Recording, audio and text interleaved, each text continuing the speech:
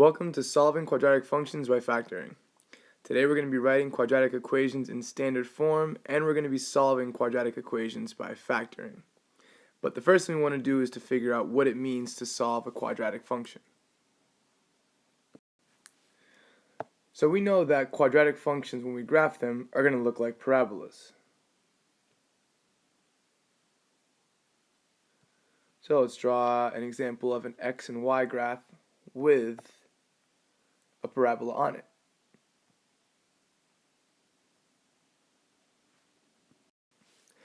So in this section, we're going to be solving quadratics, which means we're going to be finding the x-intercepts, which happen right here and right here. So we call these the x-intercepts, because that's when the graph intercepts the x-axis. So that means to solve a quadratic function means to find the x-intercepts.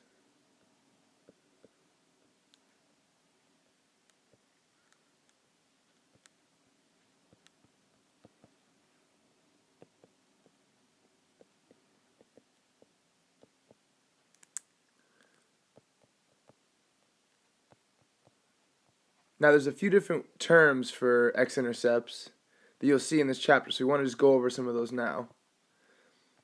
They're often called roots, they're often called zeros, or they're just called solutions. But all of these mean the same thing. This is all trying to find the x-intercepts of the parabola. So when we're given a quadratic function and we want to find the zeros, we can use algebra to factor this equation and then solve the equation and equal them to 0. So the first thing we have to do to factor this is to multiply a times c.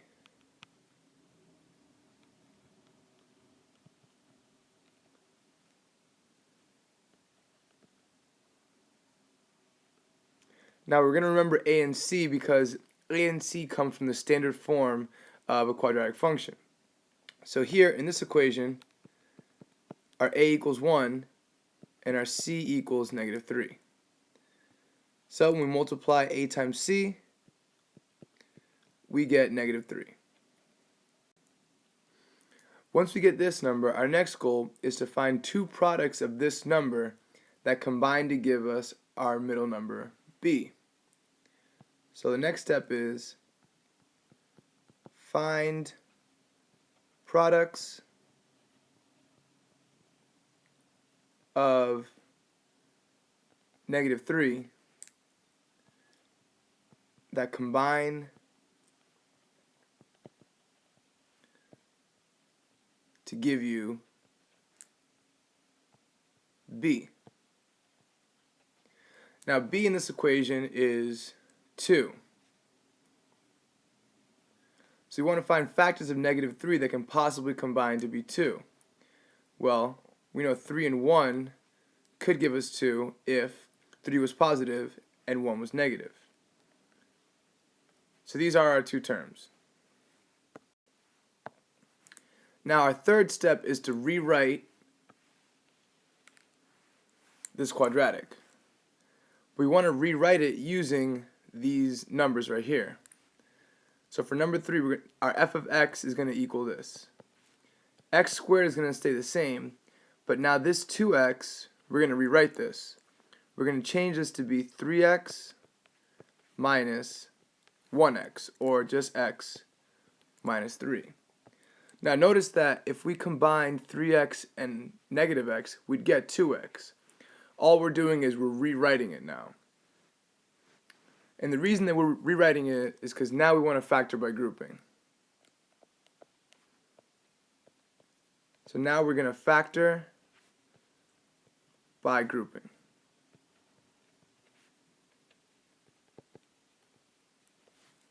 Okay? So this is the way that factoring by grouping works. Let's rewrite our equation. So we have f of x equals x squared plus 3x minus x minus 3. Now the whole idea here is to make two groups. Here are our two groups. Now you want to take out something that each of these terms have in common.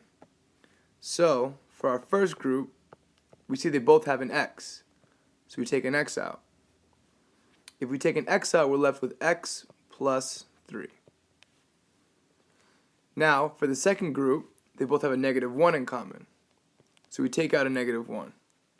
Then we're left with x plus 3. Now this is where the magic comes in for factoring by grouping. Once you get them to this point, what you can do is you can combine this term and this term to be one binomial. So it's going to be x minus 1 times x plus 3. Now once this happens, we're able to find the zeros. So what we do is we set our equation equal to 0. We change f of x to be 0. And then we have our x minus 1 times x plus 3. So now step 5 is to solve for 0.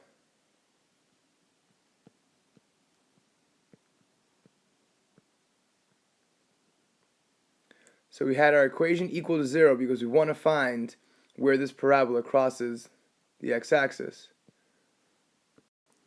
So we have x minus 1 times x plus 3.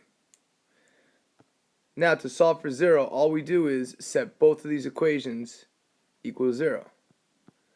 We have x minus 1 equals 0 and x plus 3 equals 0. So our equations come out to be x equals 1 and x equals -3. So these are our solutions, these are our zeros. So that means that this parabola is going to cross the x-axis at 1, 0 and -3, 0. And that's how we solve a quadratic by factoring. Alright, let's do two more examples of factoring. So for our first equation here on the left, we have x squared minus 8x plus 12 equals 0. So our first step is we want to find a times c. So a here is 1, c is 12. So our step is 12. Then we need two terms that multiply together to give you 12 and combine to give you -8. So we can just go through the factors. But we know that 6 and 2 work out. But they both need to be negative because we need this to be -8. So -6 and -12, if we multiply them together, would be 12. But if we combine them, would be -8. And that's what we need. Okay, now for our third step, we're going to rewrite our original function. So now we're going to have f of x equals x squared minus 6x minus 2x plus 12. Now our fourth step is factoring by grouping.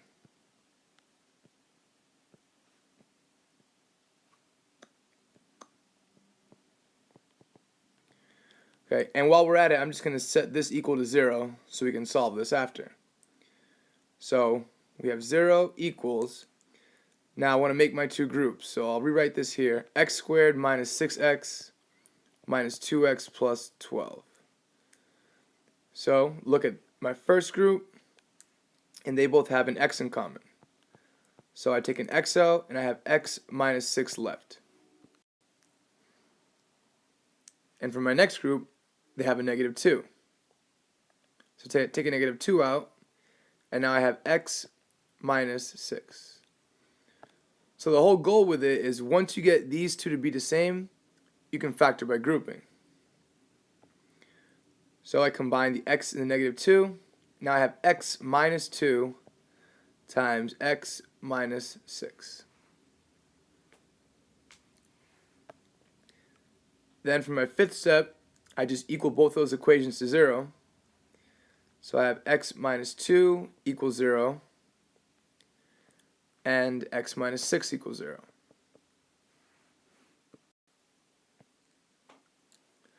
So solve for both of those, and I have x equals 2 and x equals 6.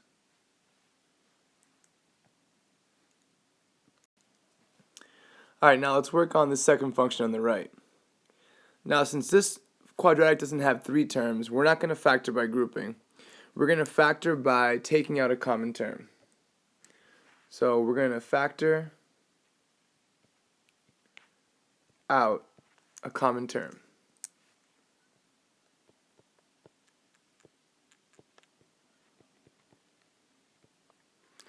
So since we're finding the zeros, let's just equal this to 0. So we're going to have 0 equals 3x squared plus 12x. So the first thing you want to ask yourself is, what do these two terms have in common? Well, they both have a 3x in common. And when we factor a 3x out of both of these terms, we're left with 3x times x plus 4. So now I can set both of these terms equal to 0. I'll set 3x equals to 0, and then I'll set x plus 4 to 0. Then at this point, I can just say x equals 0 and x equals negative 4. So we don't always have to factor by grouping. Sometimes we can factor out a common term and set both of our terms equal to 0. Alright, let's get some more practice in. So our first step for this one is we're going to multiply a times c. So our a is 1 and our c is negative 6. We multiply those two together, we get negative 6. Now we want to find what two terms multiply to give us negative 6 and combine to be negative 5. Well, negative 6 and 1 work here.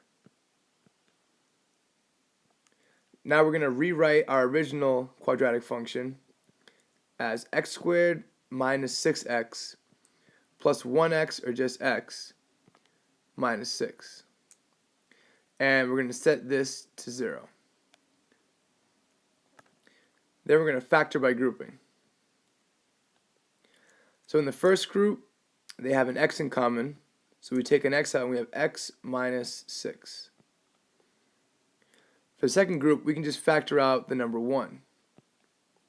And then we're left with x minus 6. Now we know we're good because these are both the same. They're both x minus 6. So now we can just rewrite this as two binomials. We have x plus 1 times x minus 6 equals 0. So we set both of our equations equal to 0. We have x equals negative 1 and x equals positive 6.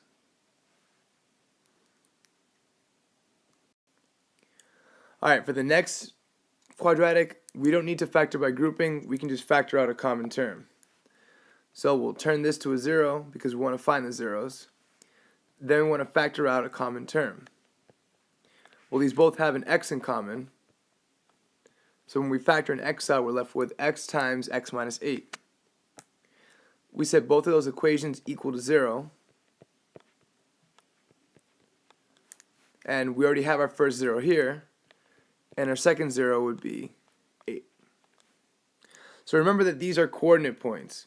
So this quadratic would cross at the origin of 0, 0, and would have another x-intercept at 8, 0. So we started the lesson off by looking at a graph and seeing what it means to solve a quadratic, and then we use factoring by grouping to help us find the zeros and find the coordinate points where the parabola crosses the x-axis. And that's going to be all for today. Thank you and take care.